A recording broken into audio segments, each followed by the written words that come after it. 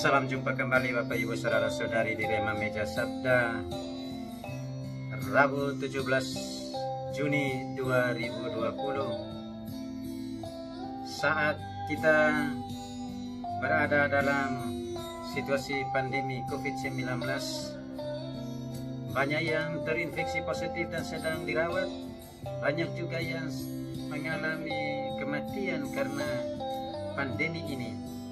Mari kita berdoa untuk keselamatan mereka yang sudah meninggal, juga untuk pemulihan saudara-saudari kita yang sedang terinfeksi. Sembari kita belajar bersama untuk melihat suksesi kepemimpinan dalam pelayanan yang dilakoni oleh Elia dan Elisa untuk melayani Yahweh dalam dan berbuah dalam puasa, doa, dan sedekah yang diidamkan, yang diajarkan oleh Kristus pada hari ini.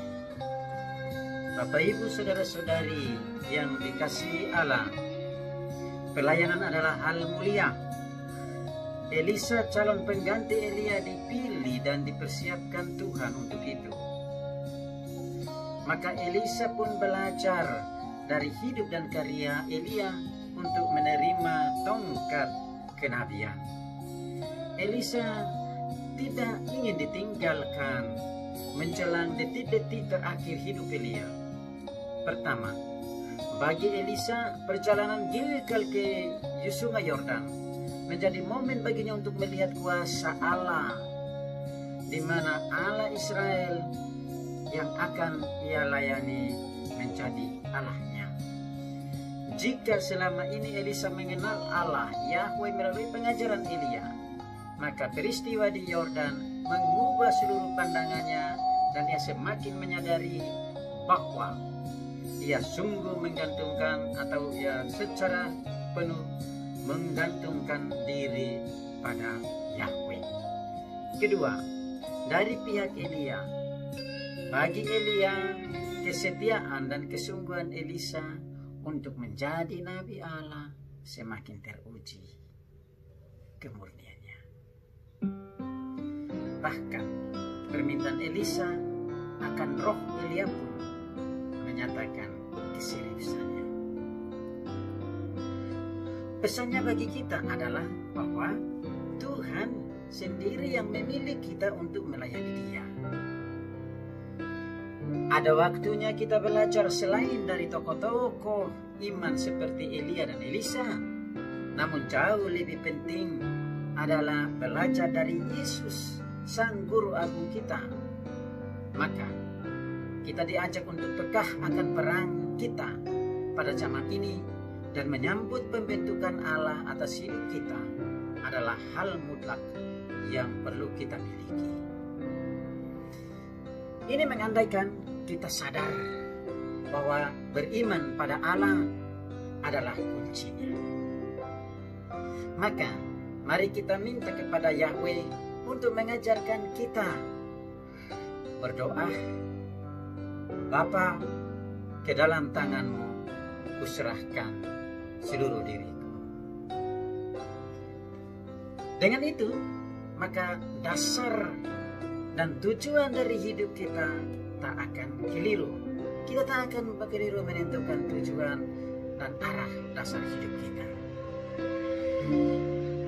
Dan itu yang dikehendaki Kristus dengan menyetujui 3 rukun Yahudi: doa, sedekah, dan puasa, yang tidak boleh disalahgunakan sebagai usaha untuk meningkatkan kenikmatan diri sendiri dan atau agar dipuji oleh orang lain.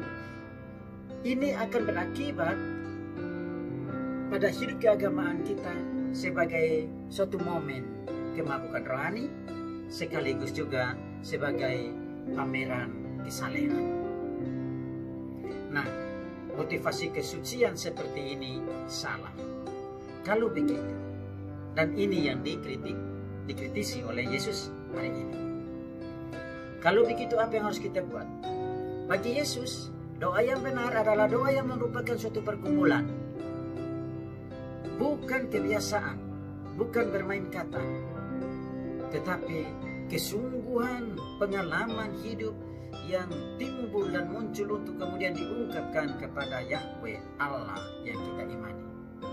Berpuasa juga dilakukan secara pribadi sebagai ungkapan doa yang sungguh tidak menghadap, yang sungguh ketika kita menghadapi masalah atau ketika kita mau mengungkapkan penyesalan dan tobat atas dosa-dosa kita.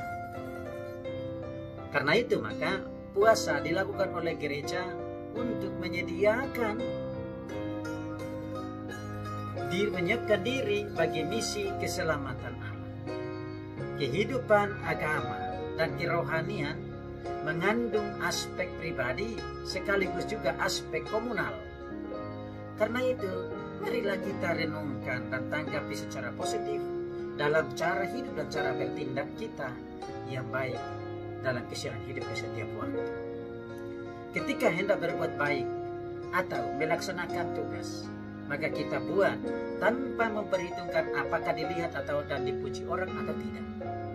Dan itulah diri orang beriman yang dewasa dan bertanggung jawab.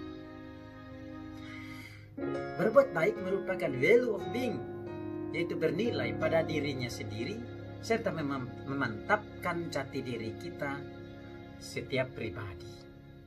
Berbuat baik dan melakukan tugas merupakan cara hidup dan cara bertindak sebagai orang-orang beriman. Karena itu, hendaknya kita setia berbuat baik dan melakukan tugas kita. Mari kita berdoa juga bagi saudara-saudara kita yang terinfeksi virus corona. Teristimewa yang baru saja kita dengar terjadi di Pulau Nias ini. Semoga mereka dipulihkan kembali. Amin.